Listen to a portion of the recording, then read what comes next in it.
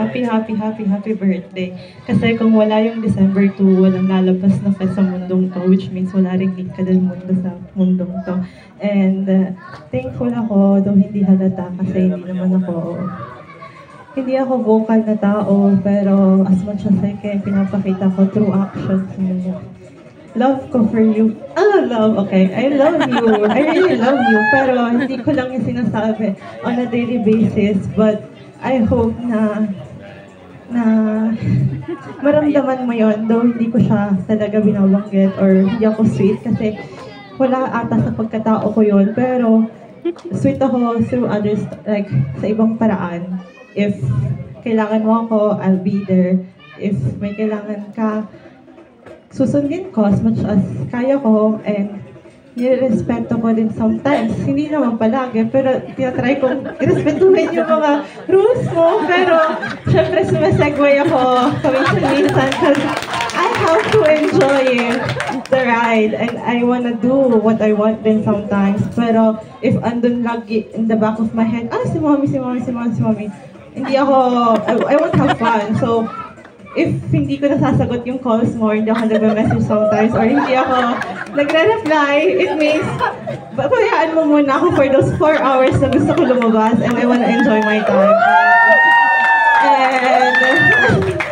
And ayun, like, sana one day, maging proud ka pa lalo sa akin kung ano man yung maging outcome sa ko in terms of my personal life, my career, and in general. Like,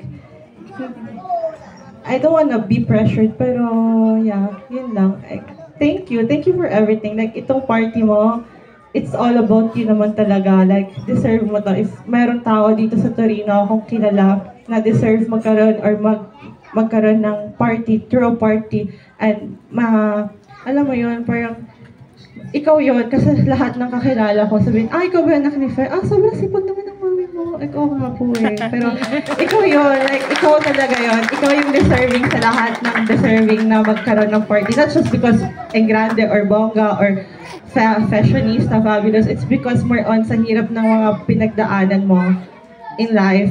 Deserve mo yung kahit one night, ikaw talaga yung main character. And this is your night. And happy birthday, mommy. And I love you.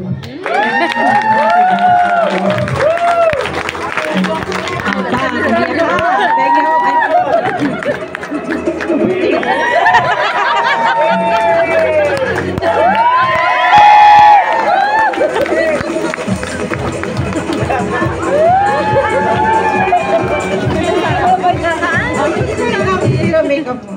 Like, happy birthday.